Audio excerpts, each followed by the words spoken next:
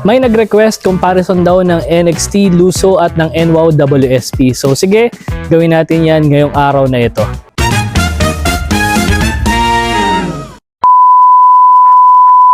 What's up, kamusta mga ka-electric? This is Evia Himoto, ang inyong lakwachero at galang e-bike rider. So ngayon, andito sa likod natin si NXT Lusso na all stock. At andito naman sa kabila si NWOW WSP pero kargado na. Pero yung gagawin nating basis and comparison ngayong araw na ito ay yung kanyang itsura na stock pa at syempre para rin patas yung stock specs ni NWOW WSP. So papakita ko na lang sa inyo yung itsura ng NWOW WSP na stock at saka kung ano yung mga specifications niya na stock pa.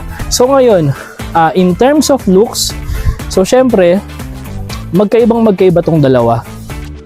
Ayan, do parehas classic, magkaiba yung kanilang pagka-classic. Okay. Sa height muna, ayan, actually, kahit binago natin yung gulong ni WSP natin at kahit binago natin yung mga shocks at iba pa, stock to stock na basihan po, mas mababa talaga si NXT Lusso. Kaya para doon sa mga medyo maliliit ang height, mga 5 flat, 4'11", ayan, kayang-kaya nyo si NXT Lusso. Marami kasing babae noon ang bumili ng NWOW WSP kasi nga naman syempre ang ganda, mapababae o mapalalaki. Talagang ang ganda ni NWOW WSP. Pero ang naging issue sa kanya is mataas siya para sa mga babae, lalo na yung mga hindi katangkaran. Babae-lalaki, parehas. Babae-lalaki na hindi katangkaran. So, mabigat siya. Mabigat at saka mataas. So, yun nga, mabigat. Bakit siya mabigat? Si NWOW WSP po, naka lead acid. Yung stock ha, 72 volts, 32 ampere na lead acid. Kaya siya mabigat kasi bawat battery nun, 6 yun na lead acid. So, bawat isang piraso, around 10 to 12 kilos. Sabihin na lang natin 10. So, may 6 ka na battery, 60 kilos na yun. Ito pong si NXT Lusso, kaya naman siya magaan. Siya po ay naka lithium iron phosphate na battery, 72 volts, 42 ampere. So, ibig sabihin, mas magaan po siya. At dahil naka-lithium po siya, mas long range si NXT Lusso kaysa sa kay NWOW WSP. Though, based on papers, kahit 72-32 to, sabi nila based on papers, 80 or 70 to 100 kilometers kaya daw.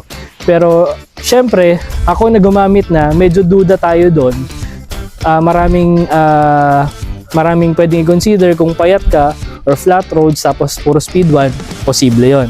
Pero dito naman kasi, since naka-lithium to, wala tayong duda sa lithium dahil talagang pang long range si lithium at saka 42 amperes yun eh. So, mas malaki pa rin yung capacity kumpara dito kay NWOW WSP na naka lead acid lang at 50% lang yung pwede mong gamitin doon kasi pag nag-below 50% ka na, masisira na yung battery mo. Kaya ako, laging prefer ko naka-lithium. Ito pong nagiging basis natin ngayon ay no bias po ito. Base lang to sa aking experience at base sa mga nalalaman ko. So, ayan.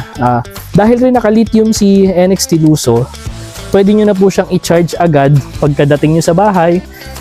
Kailangan nyo na i-charge, pwede po direct saksak na kasi lithium yan, hindi na po kailangan i-rest.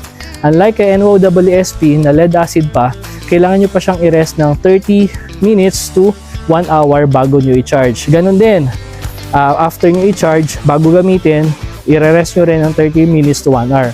So NXT Lusso po, dahil naka-lithium na, hindi na kailangan ng ganon. Pero usapang looks tayo. Pagdating sa looks guys, sa akin ha, syempre ako dito kay NWOW WSP. Bilang lalaki, sa totoo lang, kaya rin nagustuhan ko tong si NWOW WSP sa kanyang classic look.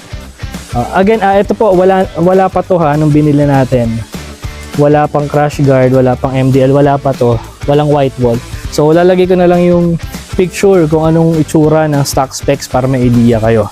So, itong upuan din, wala to, walang backrest, wala yan. Pero yung kay Lusso po, ayan, lahat ng nakikita nyo maliban sa sticker ko, tsaka ito, ayan, lahat yan, all stock yan. Itong kanyang footboard matting, kasama na po yan.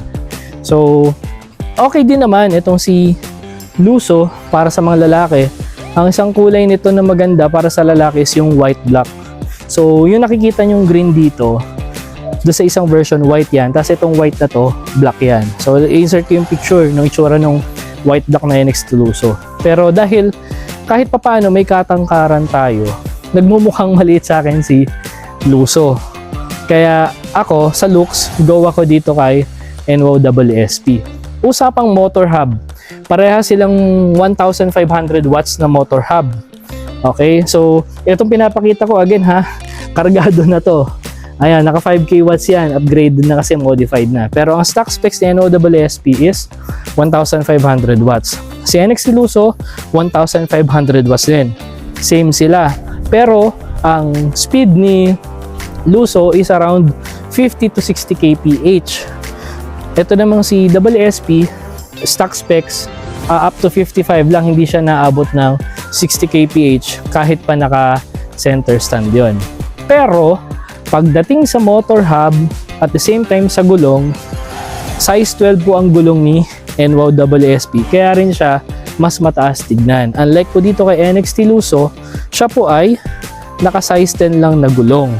So yun nga, para sa akin na medyo malaki, magmumukha akong maliit dyan. Pero sa mga hindi pinalad sa katangkaran, at sasabihin natin yung mga medyo payat, okay din dito kay NX Luso. Hindi siya mahirap dalhin kasi hindi rin siya mabigat. Anyway, itong sandalan na to, stock po yan ha. Yung kulay ng seat cover niya, medyo madumi na lang, pero stock din po yan. Pati itong yung salamin na to, side mirrors, classic style, stock po yan. Unlike dito kay WSP, pinalitan ko na lang kasi ang stock niya black pa eh. Okay? So, ayan. One point, ang nagustuhan ko dito sa NX Luso, hindi naman siya naka-VOTOL controller. Pero, meron siyang regenerative braking. Kung saan kada magpepreno ka, ay nag-charge mo yung battery. Napatunayan ko yun kasi yung kanyang battery na lithium iron phosphate or LiFePO4, meron siyang BMS, which is JK. So, naobserbahan ko siya habang bukas yung BMS up, kada magpepreno ako, may pumapasok na charge around mga 3 amps hanggang 11 amps.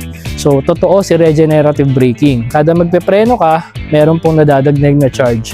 Unlike dito sa stock controller ni NWSP, wala pong ganon. Okay? So, comparison ng braking system, parehas naman silang naka-disc brake, harap at likod, NX Luso, harap at likod. Pakita ko na lang din yung itsura ng likod nila. Ayan, para aware kayo. Ayan. So, ayun yung nakita kong comparison. Sa looks, go ako kay WSP. Yun yung prefer ko ha. As lalaki, as medyo matangkad ng konti, prefer ko sa WSP. In terms of gaan, dito ako kay Luso. Magaan to. In terms of battery, dito ako kay Luso kasi naka-lithium na, kaya siya mas magaan, mas long range siya. In terms of, bilis. Mas mabilis itong si NX Luso kasi nga mas magaan siya, at the same time mas mabilis siya dahil sa controller na gamit niya. And may reverse pala to. Ito rin plus point sa akin na may reverse. Ayan, may reverse si NX Luso. Si NWSP po wala siyang reverse, so medyo mahihirapan ka kung alanganin yung kalsada, kung mabato or medyo paangat, alanganin kang umatras kapag paa lang. Actually dahil sa walang reverse na yun, paa lang, naalangan ako dito nun kay WSP, sumemplang ako. As hindi yung sumemplang na nagdadrive tapos natumba, kundi umaatras ako tapos alanganin yung naatrasan ko, tumumba ako kasama yung e-bike, kaya nagkaroon ng gas-gas dito. Ayan.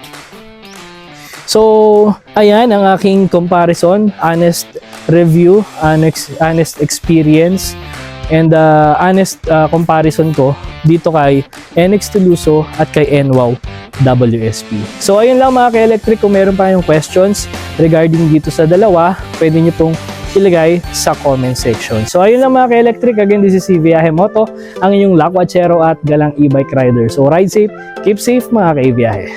Kay Viaje Moto.